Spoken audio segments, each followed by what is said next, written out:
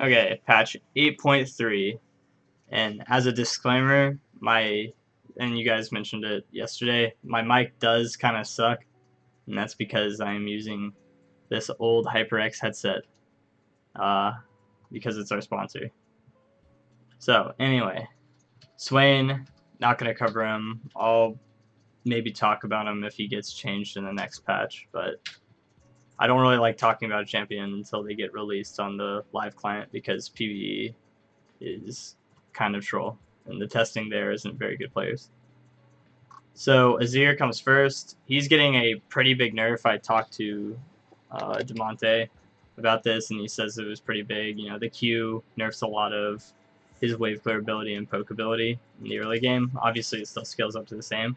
But bigger than that, soldiers drawing aggro is extremely big because Azir likes to do that same combo of Q auto, and he would never take minion aggro before, but now he does. So if he ever tries to get in close, he's going to start taking a lot of damage from minions in the early game. I think he'll still be okay. Like, they didn't touch his damage, they just hurt his laning phase.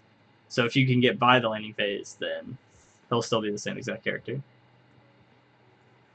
J4 gets nerfed, base armor.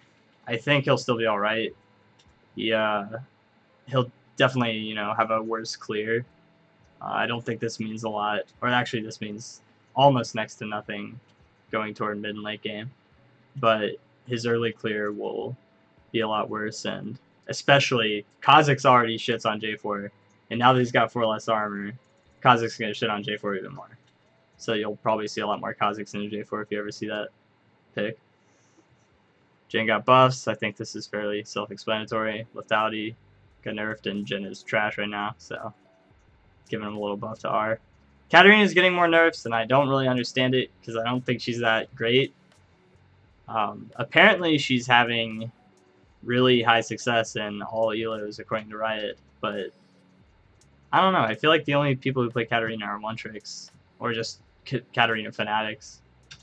And even then, it's not like they're just dominating games every time.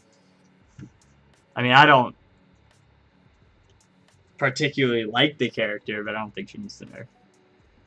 You'll probably still see her from Katarina players. I don't think this is enough for them to just hate the character. Kogmaw got nerfs for his W max damage. I think that's great. I think Kogmaw has kind of taken place as the best AD carry for a while now. Like, he keeps coming back, and he keeps just shitting on people once he gets to an item power spike, and then from then on, he's just such a pain to deal with and late game monster, and especially if they have Lulu or Peel support, it's just a nightmare dealing with this character. I think this is going to help a lot. 2% per hit is a lot considering how many times Kogmaw auto attacks. You'll probably still see him in some protected AD carry comps, but he'll have a lot less priority. Lucian's getting buffed.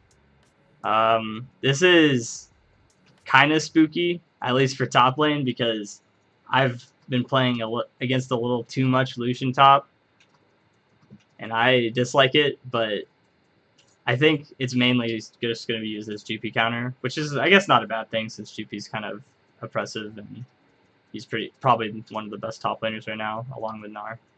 So I guess this isn't so bad. And the crit damage will help his bot lane if he goes like IE first. Master Yi buffs, these are just... he just gets straight buffs. I think this is self-explanatory. He'll be a little bit better. He probably won't be meta, but E players will be happy about this. Ryze got a pretty big change. He can't do the free getaway anymore with stopwatch, Sonya's, and Ryze ultimate.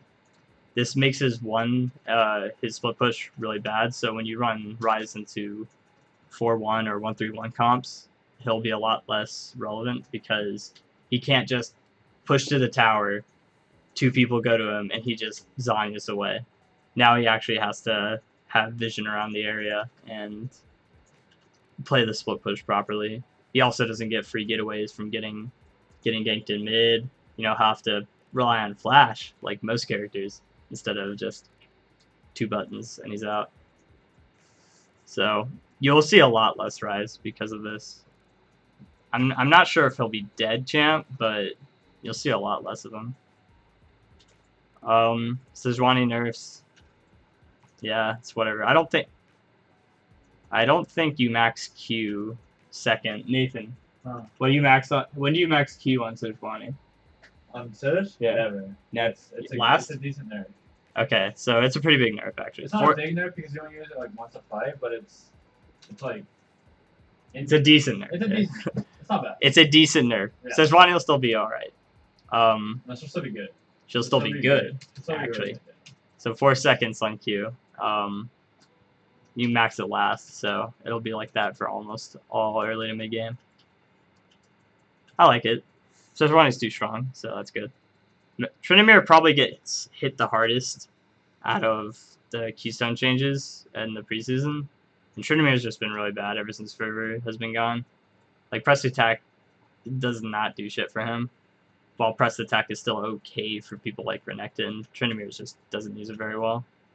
So, giving him just buffs in general is something he needs.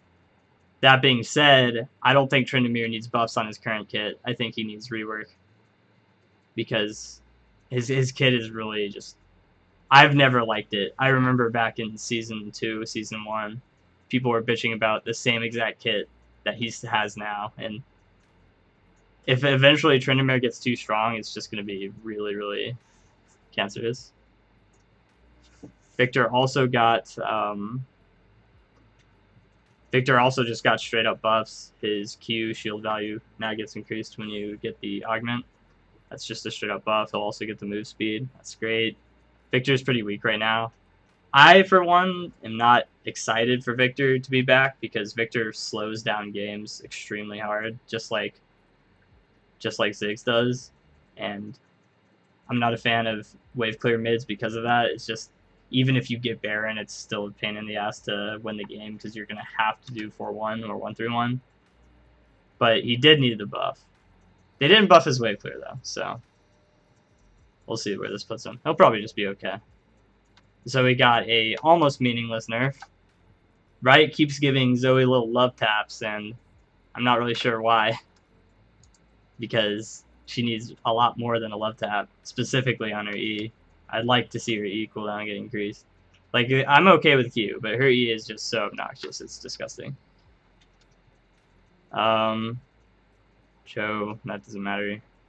Spellbook, nerfed by 10%. I'm glad it went to 10% and not... I'm glad it went down by 10%, not down by 15%. Because that 5% would probably make or break this this Keystone.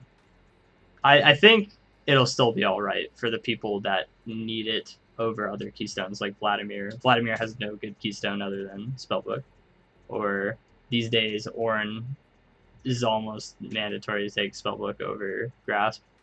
But with this nerf, you might have a debate over that. I think this will get rid of it on a lot of supports and AD carries. So it'll be kind of limited to who you're taking it on. You'll probably still see it on Zowie and Vladimir. I like that you have to choose between either free boots or stopwatch now.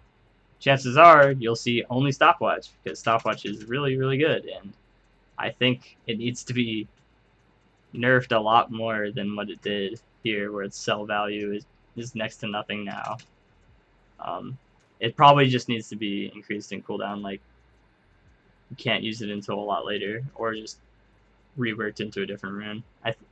Over time, I think we all found that perfect timing is not fun to play against. Biscuits are now tier 2, so you can get stopwatch and biscuits, which is definitely going to slow down some lanes where they're just sustaining and, oh wait, let's dive him. Oh damn, he's got stopwatch, guess we can't dive him. We'll see how this goes though. I think inspiration will still be a really strong tree.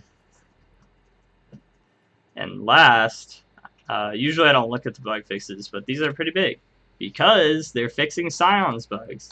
Scion E-bug and Scion Q-bug, which are both really big because Scion Q used to go on full 10-second cooldown when it got interrupted, and now it gets changed to 2 seconds like it's supposed to. So even if you get CC'd, you can still manage to trade back with E and Q instead of just E. And that's really, really nice. And now his E works properly. Instead of half the time it'll kill a minion and go nowhere and give you no money. And that was super frustrating when you use it on a cannon minion. So I think Scion's already really good. I think he's going to be even better with this. I think he's super underrated top laner. Sion is one of the best tanks in the game right now, and has practically no losing matchups. And that is all. Thanks for watching, boys.